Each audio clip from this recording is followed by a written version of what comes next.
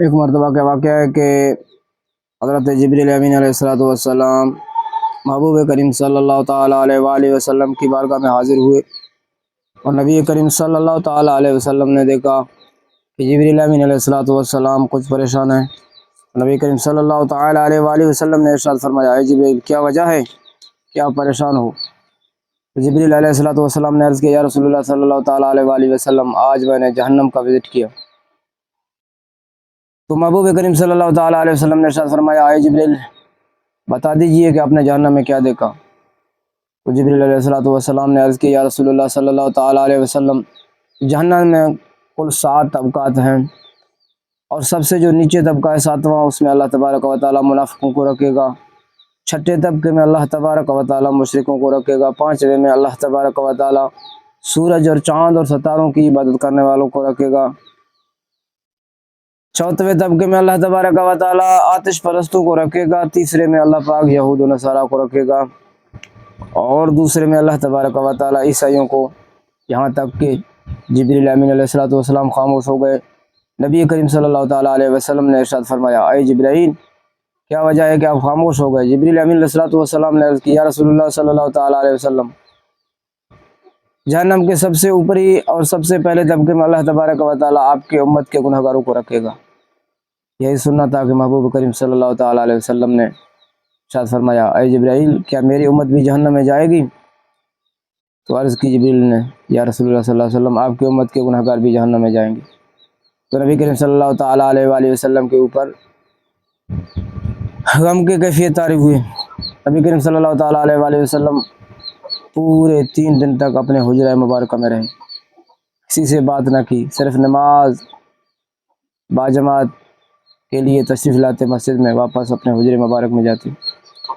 صحابہ کرام علیہم رضوان کو پریشانی ہوئی کہ نبی کریم صلی اللہ تعالیٰ علیہ وآلہ وسلم کو پتہ نہیں کون سی کیفیت طاری ہے کہ حجرہ مبارکہ سے باہر نہیں تشریف لاتی۔ تو حضرت صدیق اکبر عاشق اکبر رضی اللہ تعالیٰ عنہ محبوب کریم صلی اللہ تعالیٰ علیہ وسلم کی بارگاہ میں حاضر ہوئے۔ حجرہ مبارک کے دروازے پر آ کر سلام عرض کی تو سلام کا جواب نہ پایا۔ واپس حضرت فاروق اعظم رضی اللہ تعالیٰ عنہ کے پاس یہ واقعہ بیان کیا۔ حضرت فاروق اعظم رضی اللہ تعالیٰ عنہ بھی گئے اور سلام عرض کی، سلام کا جواب نہ پایا، واپس آئے۔ واپس حضرت عثمان غنی رضی اللہ تعالیٰ عنہ کے پاس آ کر یہ واقعہ بیان کیا۔ عثمان غنی نے جا کر حجرہ مبارکہ کے دروازے پر سلام کیا، سلام کا جواب نہ پایا، تو واپس حضرت علی رضی اللہ تعالیٰ عنہ کے پاس آ کر یہ واقعہ بیان کیا۔ حضرت علی رضی اللہ تعالیٰ عنہ شیر خدا، اس نے کہا کہ اتنے بڑے ہستیاں محبوب کریم صلی اللہ تعالیٰ علیہ وسلم کی بارگاہ میں گئے، سلام کا جواب نہ پائے، تو مجھے شاید سلام کا جواب مجھے بھی نہ ملے۔ تو اس نے جنت الخاتون جنت فاطمہ زہرا رضی اللہ تعالیٰ عنہ کو بھیجا۔ جب فاطمہ زہرا رضی اللہ تعالیٰ عنہ محبوب کریم صلی اللہ تعالیٰ علیہ وآلہ وسلم کی حجرہ مبارکہ کے دروازے پر آ کر سلام عرض کیا، ابا جان السلام علیکم۔ محبوب کریم صلی اللہ تعالیٰ علیہ وسلم نے بیٹی کی آواز سنی تو باہر تشریف لائے اور سلام کا جواب دیا۔ بی بی فاطمہ زہرا رضی اللہ تعالیٰ عنہا نے عرض کیا، یا رسول اللہ صلی اللہ تعالیٰ علیہ وسلم آپ پر یہ کون سی کیفیت طاری ہے کہ آپ حجرہ مبارکہ سے باہر تشریف نہیں لاتے؟ محبوب کریم صلی اللہ تعالیٰ علیہ وسلم نے ارشاد فرمایا، بیٹی مجھے اپنے امت کے گناہ گاروں کا غم کھائے جا رہا ہے۔ مجھے جبریل امین علیہ الصلوۃ والسلام نے یہ خبر دی ہے کہ آپ کی امت کے گناہ گار بھی جہنم میں جائیں گے۔ میں رو رو کر اللہ تبارک و تعالیٰ کی پاک بارگاہ میں سجدہ ریز ہو کر اپنے گناہ گار امتیوں کے لیے اللہ پاک سے دعائیں مانگ رہا ہوں کہ اللہ پاک میری امت کو جہنم سے بچا۔ یہ بتا کر محبوب کریم صلی اللہ تعالیٰ علیہ وآلہ وسلم واپس اپنے حجرہ مبارکہ میں تشریف لے گئے۔ تو اتنے میں اللہ تبارک و تعالیٰ کا حکم نازل ہوا۔ اللہ پاک نے کہا کہ اے محبوب آپ پریشان نہ ہو، قیامت کے دن آپ کی امت کے متعلق میں آپ کو خوش کروں گا۔ تو محبوب کریم صلی اللہ تعالیٰ علیہ وسلم کھل اٹھے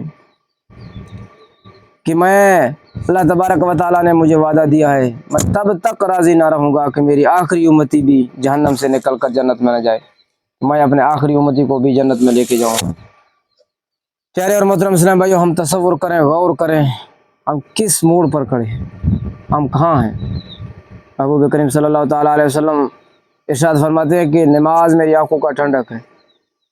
ہم 5 وقت اللہ تبارک و تعالیٰ ارشاد فرماتے ہیں حی علی الصلاح، حی علی الصلاح، حی علی الفلاح، حی علی الفلاح، آؤ نماز کے لیے، آؤ نماز کے لیے، آؤ کامیابی کے لیے، آؤ کامیابی کے لیے، ہم نہیں جاتے۔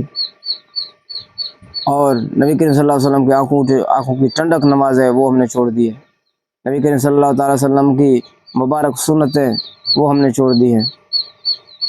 اللہ تبارک و تعالیٰ ہماری حالت پر رحم فرمائے، اللہ پاک ہمیں عمل کی توفیق عطا فرمائے، اللہ کریم ہمیں نبی کریم صلی اللہ تعالیٰ علیہ وآلہ وسلم کو اپنے جان سے بھی زیادہ محبت کی توفیق عطا فرمائے۔ صلو علی الحبیب صلی اللہ تعالیٰ علی محمد صلی اللہ علیہ وسلم۔